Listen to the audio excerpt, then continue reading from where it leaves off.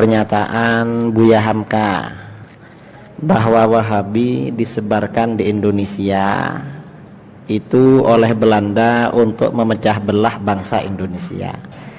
Apakah saya setuju? Sangat setuju. Jadi saya kira itu pernyataan benar. Dan memang Wahabi ini berdirinya kerajaan Saudi Arabia, ada kerjasama dengan Inggris. Jadi Inggris memang seperti diceritakan di dalam buku ya, dalam buku yang dibedah, dalam buku apa namanya ini, membedah penyimpangan dakwah Najd. Jadi memang ada kerjasama dengan Inggris. Dan sekarang sedang viral di media-media internasional pernyataan putra mahkota Saudi Arabia, Muhammad bin Salman. Bin Salman ini mengatakan, nasyarna al-aqidatal wahabiyah fil alam bi talabim minal gharab. Kami menyebarkan ideologi Wahabi di dunia karena permintaan barat, karena pesanan barat. Jadi memang ini pesanan barat, Wahabi dan Syiah. Nah, di dunia ini sekarang ada dua ideologi yang berbahaya. Satunya Wahabi, satunya Syiah. Ada seorang ulama ya, Imam Abdullah Al-Haddad, ditanya Wahabi dengan Syiah lebih bagus mana? Mana yang lebih bagus atau lebih jelek? Ternyata beliau menjawab bahwa Wahabi dan Syiah itu ba'ratun maqsumatun nisfain. Wahabi dan Syiah adalah kotoran onta yang dibelah menjadi dua. Kira-kira kalau ada kotoran dibelah jadi dua, yang paling baik yang mana itu? Anda telah turut menyimak jawaban Kiai Haji Idrus Ramli terkait Buya Hamka yang berbicara Wahabi. Anda juga telah menyimak jawaban Kiai Haji Idrus Ramli terkait Wahabi dan Syiah yang diibaratkan oleh beliau bagaikan tai unta dibelah dua. Mari kita simak apakah benar ucapan Buya Hamka seperti yang disampaikan oleh KH Idrus Ramli, atau Idrus Ramli itu melakukan penafsiran takwil terhadap perkataan Buya Hamka. Buya Hamka dengan tegas di sana menulis artikel terkait peran Wahabi di Indonesia yang mempengaruhi beberapa pahlawan seperti Pangeran Diponegoro. Ini juga diakui oleh SAS, juga Imam Bonjol dan Tuan Kunan Rengkeh. Mestinya seorang Kiai Haji Idrus Ramli itu membaca dulu apa yang dituturkan oleh Buya Hamka, tidaklah kemudian melakukan takwil terhadap apa yang disampaikan oleh beliau. Sama saja itu penghinaan terhadap beliau. Seolah-olah Buya Hamka tidak memiliki ilmu tentang Wahabi. Seolah-olah Buya Hamka itu bodoh. Ini pelecehan terhadap Buya Hamka yang seharusnya tidak dilakukan oleh Idrus Ramli. Meskipun dia mengatakan setuju, tetapi kemudian ditakwil menurut keinginan hatinya itu, keinginan nafsunya, tidak sesuai dengan yang ditulis oleh Buya Hamka.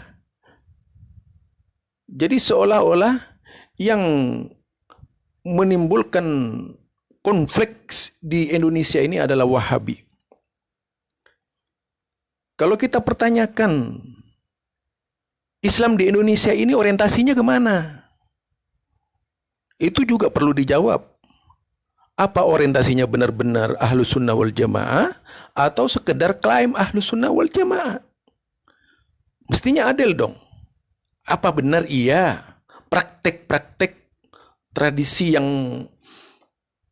meng-Indonesia itu datangnya dari amalan Ahlus Sunnah wal Jamaah, dari kitab-kitab Ahlus Sunnah yang mana yang mengajarkan seperti itu? Dengan berbagai praktek amalan.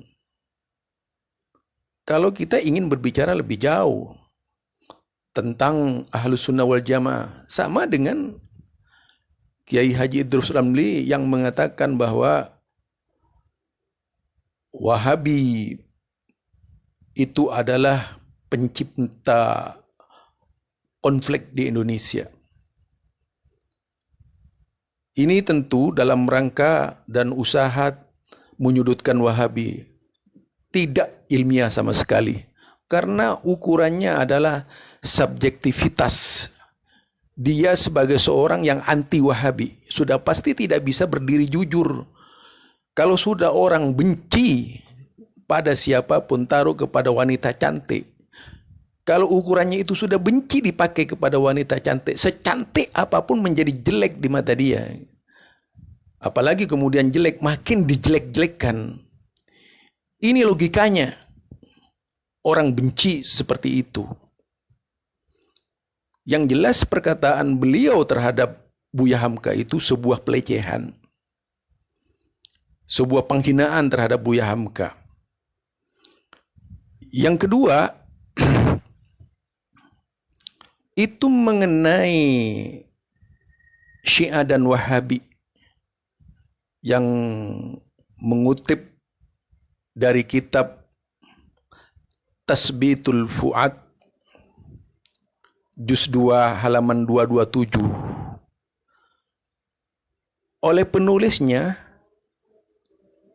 Al-Haddad itu tidak ditujukan kepada Wahabi, tetapi ditujukan kepada Nasibi.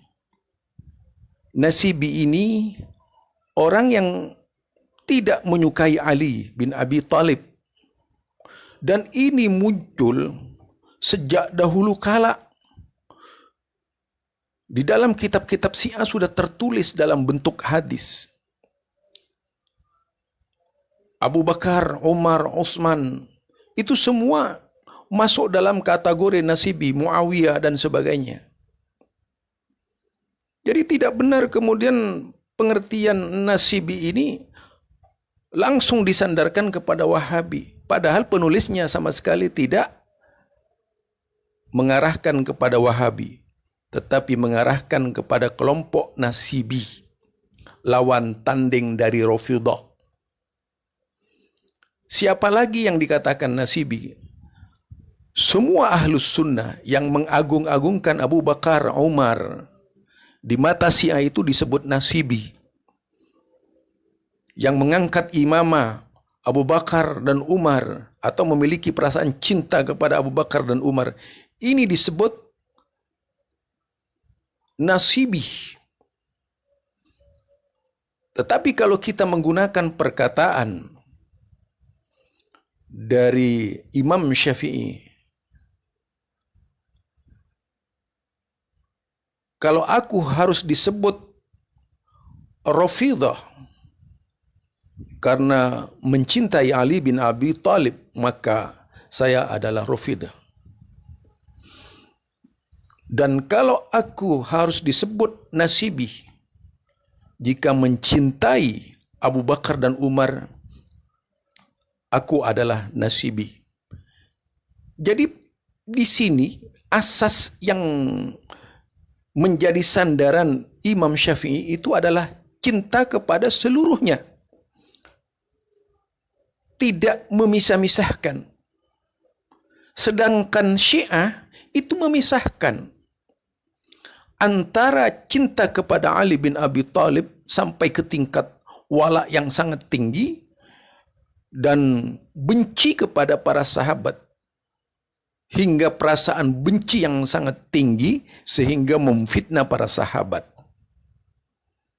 Ini mestinya dibaca dong di kitab Biharul Anwar tentang Nasibi oleh Idrus Ramli. Tidaklah kemudian perkataan ba'aratun mungkasimatun nisfaini itu bagaikan tai unta dibelah dua, itu langsung ditujukan kepada Rafidhah dan Wahabi. Keterlaluan itu. Syekh Idrus Ramli di dalam memberikan pernyataan ternyata didasarkan pada sebuah kedustaan. Itu sebuah kedustaan sudah, karena penulisnya tidak menyebut Wahabi, tapi penulisnya itu menyebut Nasibi. Kalau kita lihat di Wahabi itu berbicara masalah Ahlul Bait, terdapat di dalam kitabnya. Jadi tidak mungkin kemudian Al-Haddad itu menulis membabi buta menyebut Wahabi sebagaimana yang dilontarkan oleh Idrus Ramli, karena ingin mendapatkan sambutan dari umat yang mendengarnya. Idrus Ramli itu merubah perkataan Al-Haddad dari Nasibi menjadi Wahabi. Di sini letak kebohongan dari dua cerita tentang Buya Hamka dan cerita tentang Wahabi dan Rafidhah yang diibaratkan tai unta itu. Bagaikan seorang yang sama sekali tidak mengetahui Al-Quran, beliau berani berdusta atas nama Buya Hamka dan berani berdusta atas nama Al-Haddad. Yang seharusnya ini tidak mudah dilontarkan oleh seorang Idrus. Beliau itu orang pandai, cerdas, tetapi karena dibangga-banggakan, akhirnya tidak pernah hati-hati di dalam memahamkan agama kepada umatnya. Umatnya dibawa ke dalam situasi kebohongannya. Sesudah mengatakan di Muhammadiyah ada penumpang gelap, lah sekarang juga bikin pernyataan yang simpang siur seperti itu. Mestinya dipelajari sebelum dilontarkan ke tengah-tengah umat, bahwa perkataan juz 2 dari kitab Tasbitul Fuad itu halaman 227, yaitu ba'ratun mungkasimatun nisfaini, itu ditujukan kepada Rafidhah dan Nasibi atau Nasibah, bukan kepada Wahabi. Jadi tolong dipelajari lagi.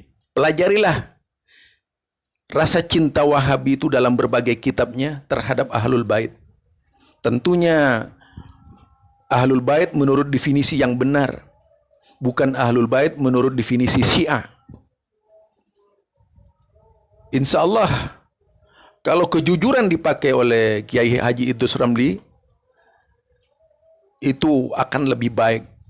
Bukankah di dalam Al-Quran itu wailul lil mukadzibin alladzina yukadzibuna biyaumiddin wa ma yukadzibu bihi illa kullu mu'tadin asim. Berdusta itu memang bisa menyenangkan orang, tetapi yang paling bahaya di sisi Allah, akan dituntut setiap perkataan yang keluar dari mulut Kiai Haji Idrus Ramli itu apakah benar